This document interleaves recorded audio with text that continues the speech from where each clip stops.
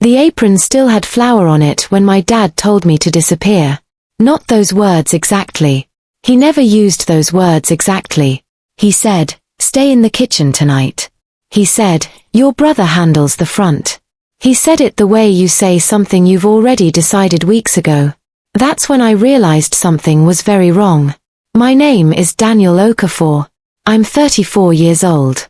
14 months before that night, I was working a lunch shift at a hotel restaurant in Houston. Not glamorous, not a career, just a job that paid rent while I figured out the next move. My father called at 2:47 in the afternoon. I remember the time because I had 3 tables mid-order and almost didn't pick up. He said he was opening a restaurant back home in Millfield. He said he needed someone who understood food. He said my name like it was a decision he'd already made, not a question he was asking. "You're the one who knows how this works, Danny." I hadn't heard pride in his voice in a long time. Maybe ever. He offered me head chef, co-owner, 40%. My name on the business. He said he'd handle the money side, the lease, the suppliers, the permits. That's how he put it. "You handle the kitchen. I'll handle everything else." He talked for 20 minutes. The hotel tables went cold. I called back my manager and told him I was done. I moved to Millfield in February. The space was a converted grain warehouse on Caldwell Street.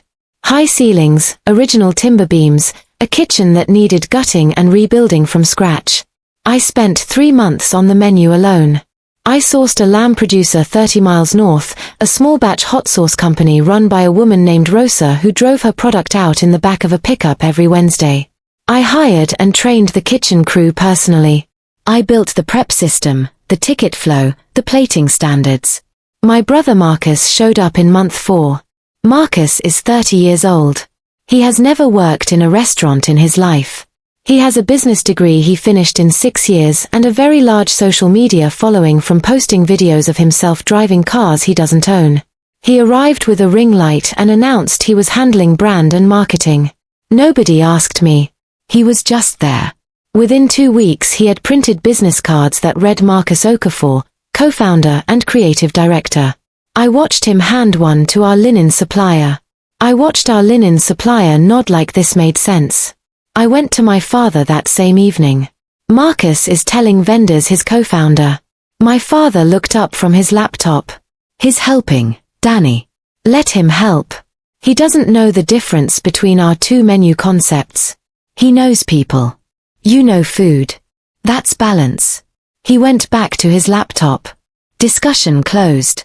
That was the first crack. I noticed it. I filed it away. 3 weeks later, I'm in the walk-in doing inventory. Marcus's voice carries through the wall.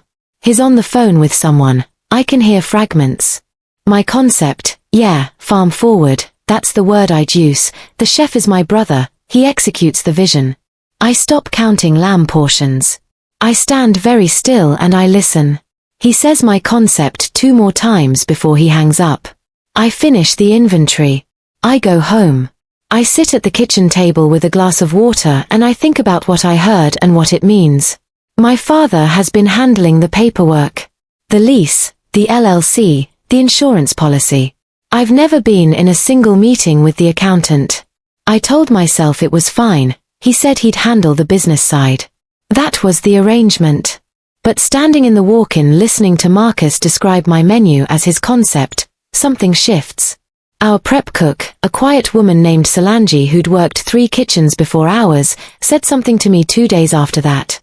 Not directly. She said it while stacking sheet trays, not looking up. "Chef, I was filing in the office last week. Just dropping off delivery notes. I told her to go ahead. I didn't see your name on anything in that cabinet. The lease. The vendor contracts. I didn't say anything. Probably nothing." She picked up the trays and left. I stood there for a moment. Then I went back to work. I didn't ask my father about it that night. I didn't ask Marcus. I didn't raise it with anyone. Because I'd learned something a long time ago, working kitchens in 2 cities under people who smiled while they used you. You don't show your hand when you're still gathering cards. So I stopped reacting. And I started watching. Solange wasn't wrong. I didn't go looking for the documents. I didn't search the office or go through filing cabinets at night. I didn't have to do any of that. The proof found me the way proof usually does, through someone else's carelessness. It was a Tuesday morning, 6 weeks before opening. I came in early to test a new source reduction I'd been adjusting for 3 days. The office door was open. The printer on the desk was running.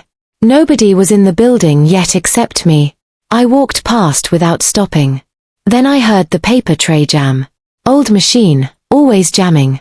I'd cleared it a dozen times. Muscle memory walked me back through the door. I pulled the stuck sheet from the feeder. It was a page from a business document. The letterhead was from a law firm in Millfield I didn't recognize. The page number at the bottom said 6 of 19. I read the line in the middle of the page first. Members of the LLC, Gerald Okafor, 60%. Marcus Okafor, 40%. I read it again. I set the page flat on the desk and I looked at it the way you look at something when your brain is still deciding whether to believe your eyes. My name was not on that line. Not misspelled. Not on the next page. Just absent. I cleared the paper jam. I put the sheet back on the printer tray face down exactly as I'd found it. I walked to my station. I tied on my apron. I started the reduction. I timed it. 4 minutes on medium heat. Stir every 90 seconds. I needed something to do with my hands while I thought. The LLC had been filed without me. I didn't know when. I didn't know how long ago. But I knew what it meant. If my name was not on the LLC filing, I was not an owner. I was not a co-founder. I was not 40% of anything. I was a chef working for free in a restaurant my family was about to open. I finished the reduction. I labeled it. I put it in the walk-in. I did not call my father. I did not confront Marcus. I did not say a single word to anyone that day about what I'd seen. I went home that evening and I sat at my kitchen table with a legal pad. I wrote down exactly what I knew and exactly what I still needed to confirm. 2 columns. Facts. Questions. Facts. 1 page from a legal document. LLC membership listing 2 names. Neither name mine. Questions. When was it filed? What else was in those 19 pages? Was the pitch deck, the document my father had been using to attract outside investors, did it list me as co-owner or not? I knew about the investor. My father had mentioned him in passing 3 weeks earlier. A man named Victor Ashworth who ran a regional hospitality fund. My father said Victor was coming to opening night. He said Victor was interested. He said it with the particular energy of a man who believes a large sum of money is about to solve every problem he has. What my father didn't know, what I had never told him, was that Victor Ashworth and I had already met. 18 months before any of this, I competed in a regional food invitational in Dallas. 40 chefs, 4 rounds. I made it to the final 6 before losing on a pastry course, which has always been my weakest category. After the competition, a man in a dark blazer sat next to me at the hotel bar and said my lamb shoulder from round 3 was the best single plate he'd tasted in 3 years of attending those events. He slid me a business card. Victor Ashworth. Hospitality Investment Group. He said, when you're ready to open something, call me first. I kept the card in my wallet. I never called. When my father started mentioning a hospitality investor who'd responded to the pitch deck, when he described the fund and the name, I felt something go quiet and specific inside me. I didn't say anything. I filed it. Now, sitting at my kitchen table with my legal pad, that piece of information changed shape entirely. Victor Ashworth hadn't responded to my father's pitch deck because of the business projections. He'd responded because my name was on it. He remembered the lamb shoulder. He got on the phone because of me. And my name was not on the LLC. The following morning I arrived at the restaurant before anyone else. The office was unlocked. The filing cabinet was closed but not latched. I opened it. I did not take anything. I did not photograph anything that morning. I stood there and I read. The LLC was filed 9 months ago. 9 months. I was still in Houston when my father filed this document. I was still working the hotel lunch shift, still taking his calls about the vision and the concept, and you're the one who knows how this works, Danny. He was filing a business entity with 2 names on it while he was calling me the third. Page 4 of the LLC operating agreement was the membership schedule. Gerald Okafor. Marcus Okafor. Their signatures. A notary stamp dated the previous October. The pitch deck was in a separate manila folder on the desk. I recognized the cover because my father had shown it to me once, briefly, claiming he was still finalizing it. Clean design. Professional photography. Every image was food I had cooked. Page 3. My bio. My competition record. My training history. 5 years in professional kitchens, invitational finalist, specialized in regional sourcing. Page 5. Co-owners and leadership team. 3 photos. Gerald Okafor, founder. Marcus Okafor, creative director. Daniel Okafor, co-owner and executive chef. Co-owner. A document that did not exist in any legal filing said I owned 40% of this business. A document that had been sent to Victor Ashworth, a man who was coming to our opening night with a check, described me as a partner. The legal document in the same filing cabinet said I owned nothing. I closed the folder. I closed the cabinet. I walked back to the kitchen and I started prep. I tested 4 plates that morning. Adjusted seasoning on 2 of them. Ran a timing drill with the line. By noon the kitchen was moving the way I needed it to move. I did not speak to my father about what I had found. I did not tell Marcus.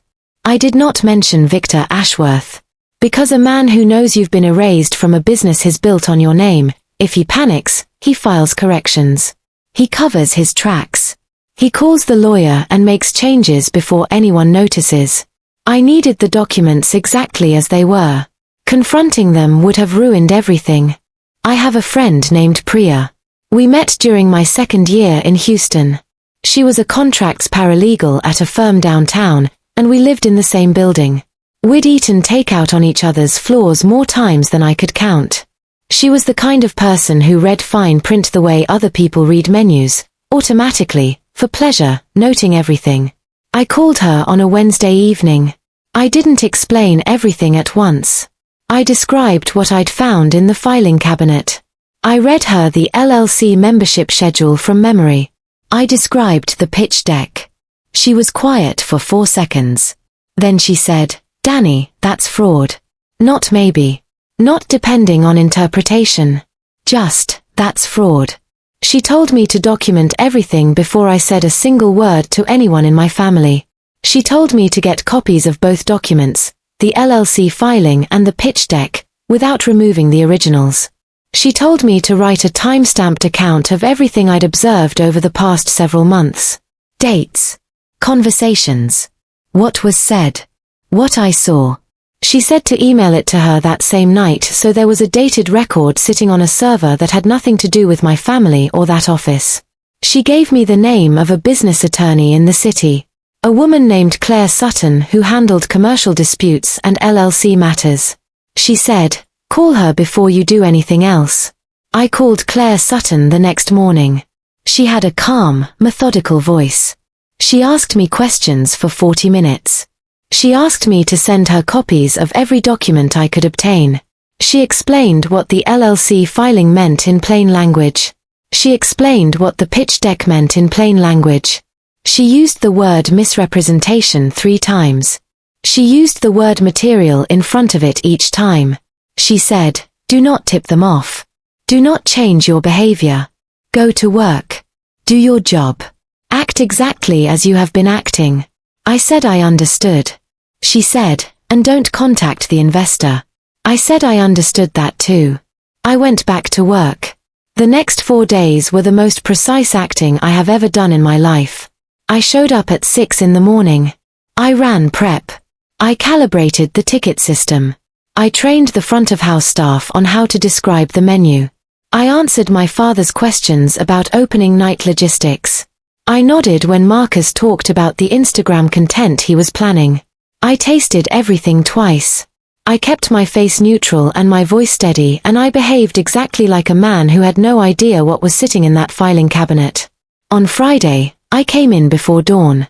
The office was unlocked as usual. I photographed every relevant page of the LLC operating agreement with my phone. I photographed the full pitch deck.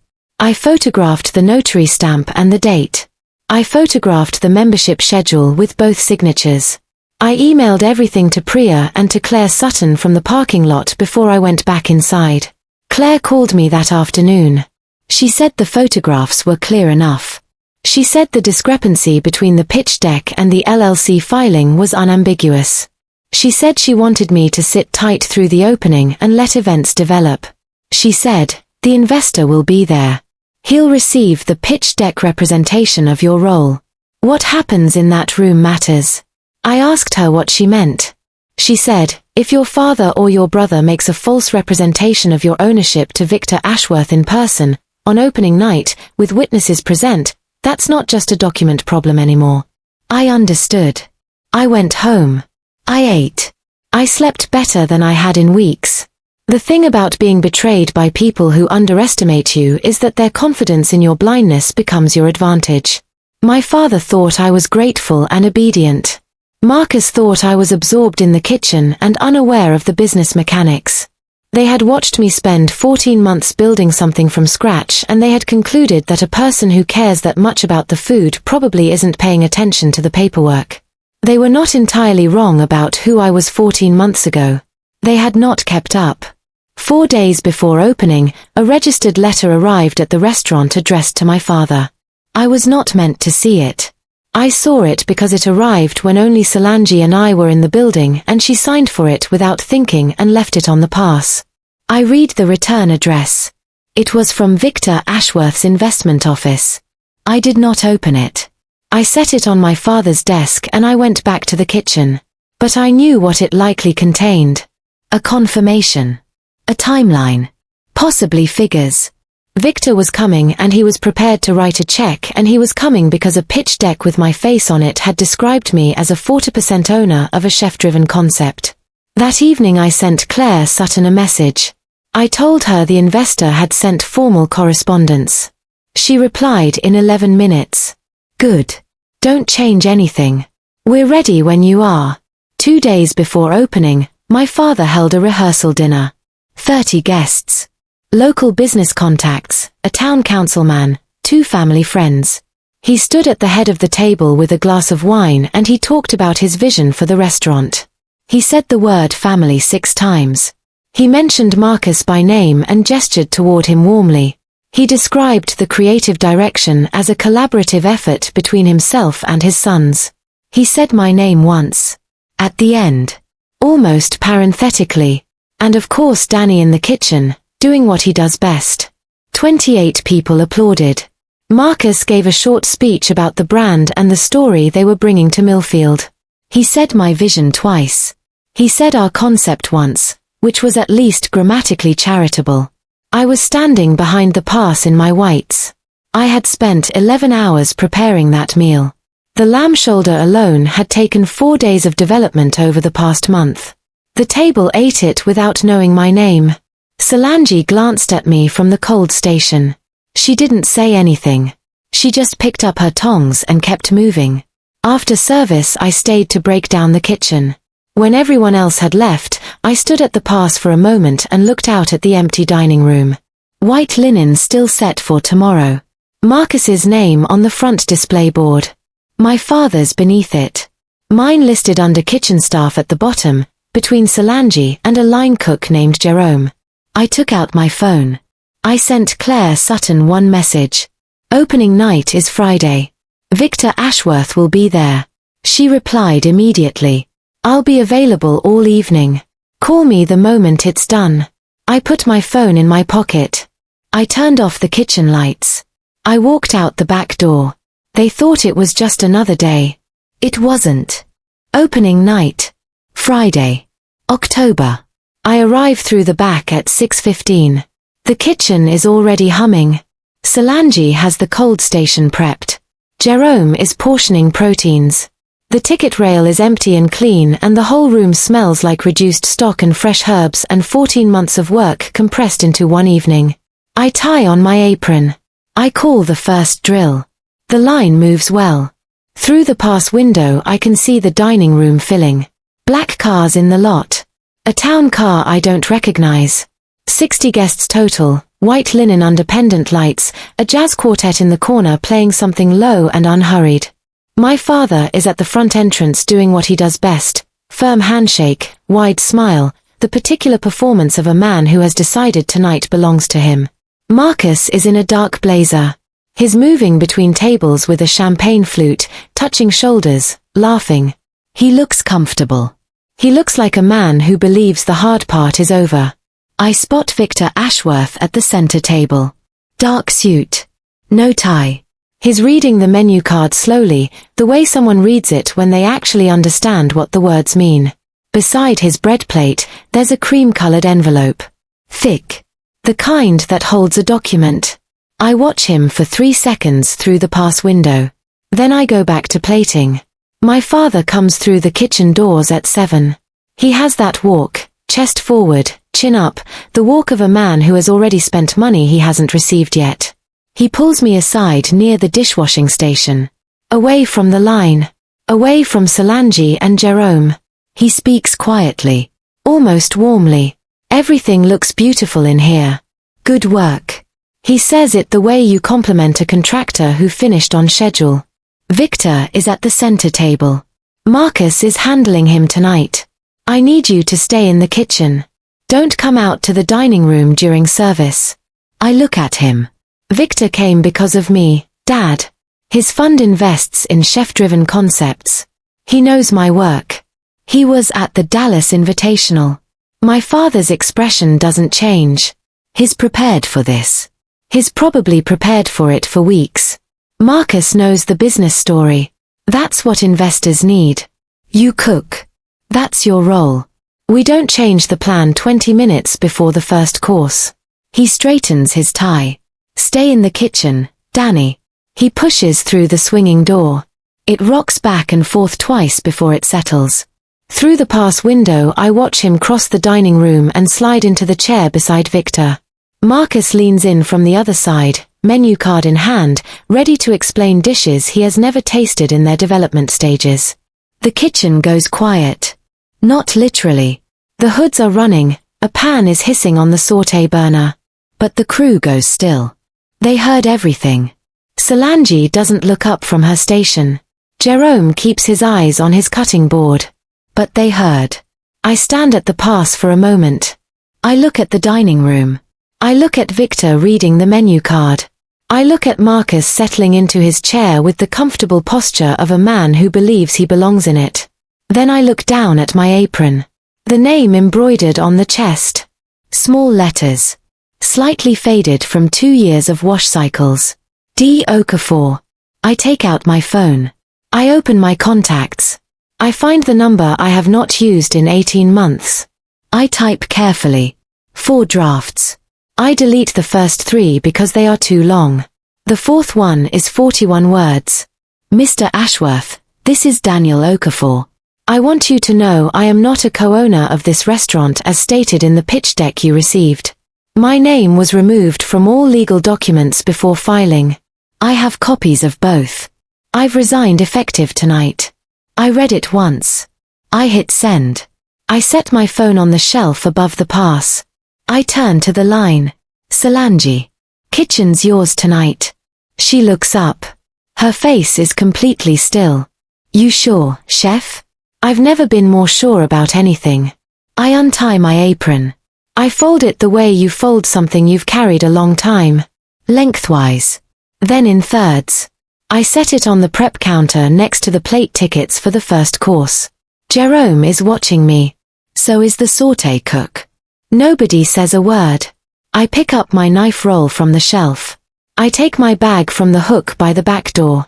The door is steel core, fire-rated. It opens with a push bar that clunks when you hit it. I push it. The October air hits my face. Cold and clean. It smells like dry leaves and something distant burning, someone's fireplace 2 streets over.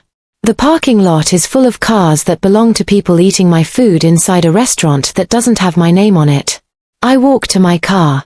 I get in. I start the engine. I don't slam the door. I don't sit there composing myself. I just drive. I go to the gas station on Route 12. The one with the flickering fluorescent that makes everything look slightly unreal.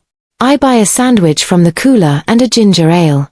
I eat in the parking lot with the heater running, and for the first time in 14 months I feel the particular quiet of a person who has stopped holding something together that was never theirs to hold. I learn what happens inside the restaurant later. From Solange. From a server who texted me that same night. From a food journalist who posted before midnight. Here is what I'm told. Marcus is mid-sentence at the center table. He's describing the lamb shoulder, my lamb shoulder, the one Rosa's hot sauce goes into, the one I tested 19 times, as our signature creation, developed through months of collaborative process. Victor listens. Then he asks a question. The lamb. Is the producer within 100 miles? Marcus smiles. Absolutely.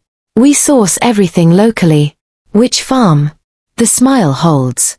His eyes move toward my father for a fraction of a second. I'd have to check with the kitchen on the specifics. I'd like to speak with Daniel directly. His sourcing work is actually what made me take the meeting. My father leans forward. Smooth. Practiced. Danny's running service right now. He'll be out after dessert. Marcus handles the business conversation. He's the one you'll be working with. Victor nods slowly. He picks up his wine. He takes one sip. Then his phone buzzes on the table. He reads the screen. His face doesn't change, not exactly. Something behind his eyes does. His jaw shifts forward half an inch. He sets the wine down. He picks up the cream-colored envelope beside his bread plate and slides it into the inside pocket of his jacket. My father watches the envelope disappear. His smile doesn't recover from that. Victor looks up from his phone. He looks at my father. Then at Marcus. I'd like to speak with Daniel Okafor right now. My father snaps his fingers at a passing server. Go tell Chef Okafor to come out to the dining room, please. The server goes through the kitchen doors. Comes back in 20 seconds. His face is the color of uncooked dough. Mr. Okafor. Chef Okafor isn't in the kitchen. What do you mean he isn't in the kitchen? He left, sir. About 20 minutes ago. The jazz quartet finishes their song. Nobody applauds. The silence spreads from the center table outward the way a stain spreads on white linen, slowly, then all at once. 80 people feel it before they understand it. Victor stands. He buttons his jacket with one hand. A small, deliberate gesture that takes about 4 seconds and says more than a speech would. Mr. Okafor. Your pitch deck lists Daniel as co-owner with 40% equity. Your LLC filing lists him with 0. Your pitch deck says he's your partner. Tonight you told him to stay in the kitchen while your other son, who cannot name the farm that supplies the lamb, presents the business to me. My father opens his mouth. Closes it. Marcus, this is what I'd like to know from both of you. Is there a version of this conversation that ends with me writing a check? Silence. Victor reaches into his jacket. He pulls out the cream-colored envelope. He opens it. He removes a check and holds it up. The dining room is completely still. 60 people can see the number. Then he grips it with both hands and tears it down the center. He tears each half again. He places the 4 pieces on the white tablecloth next to Marcus's champagne flute. I don't fund businesses built on misrepresentation. I came here for Daniel Okafor. He's gone.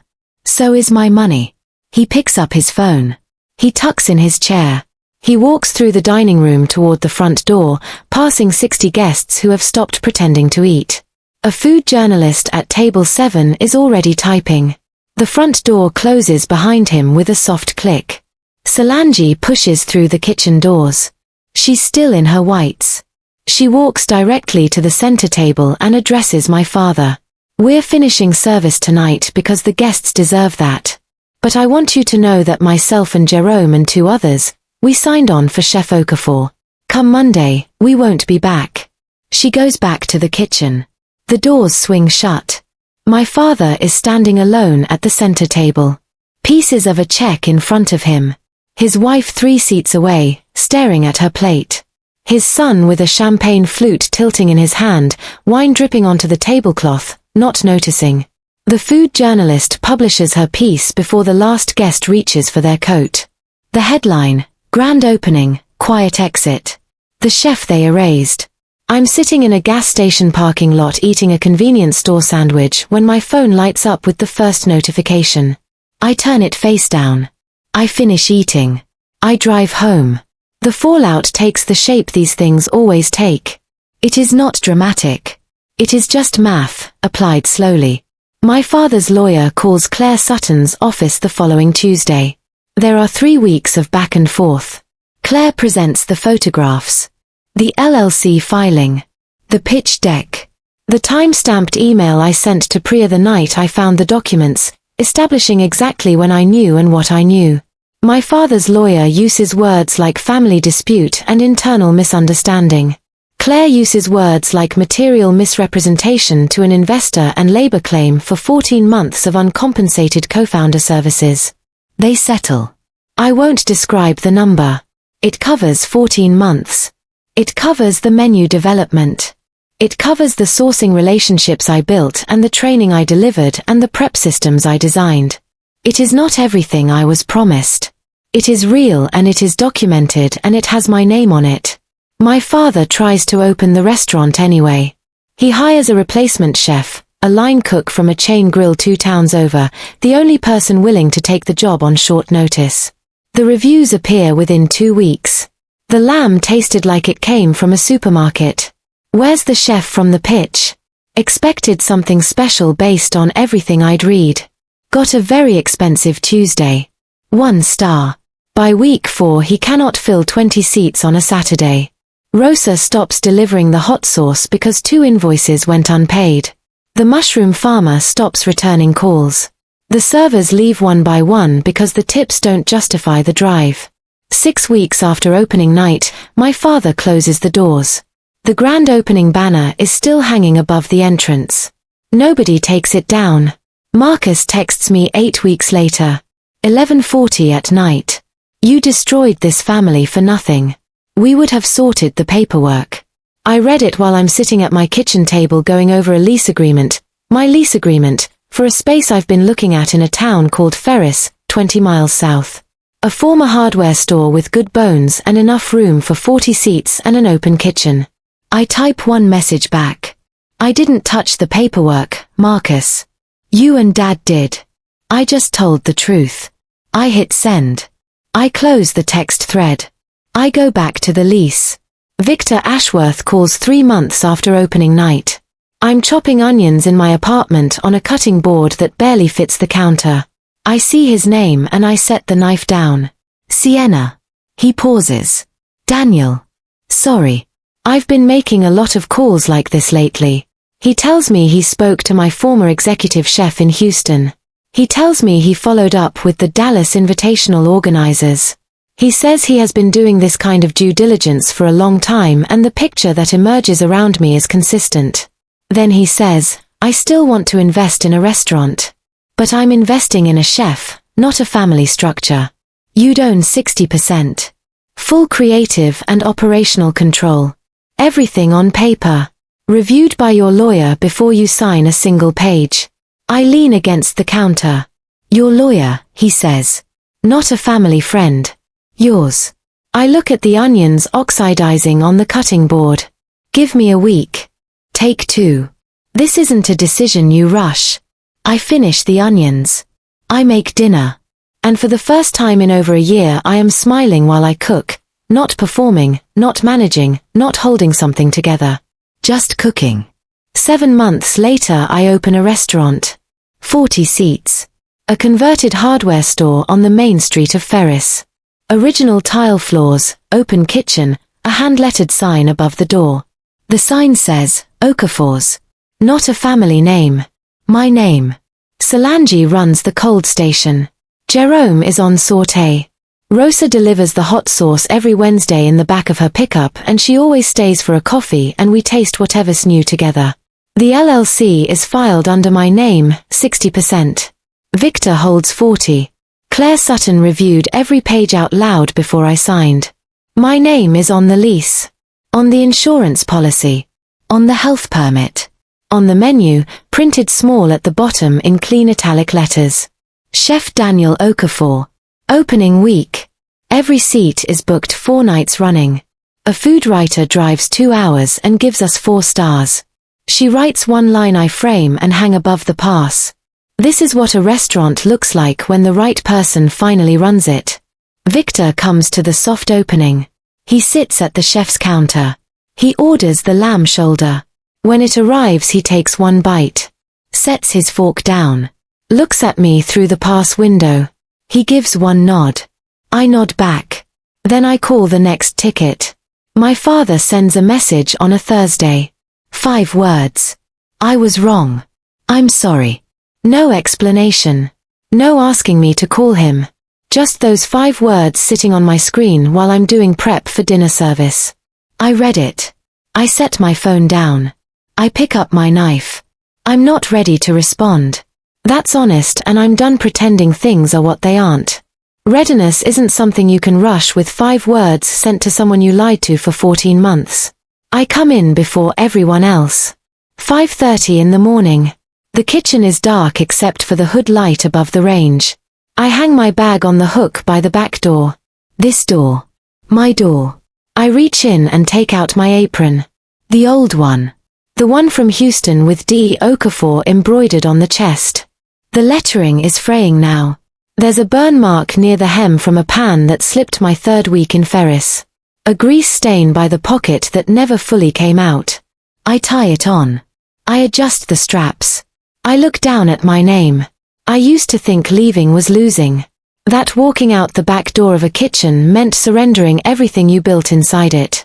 It took me a while to understand what actually follows you out that door. The menu follows you. The sourcing relationships follow you. The standards, the systems, the team who showed up because of you, none of that lives in the building. It lives in you. It always did. The back door opens. Solange walks in. Coffee in one hand, apron already tied.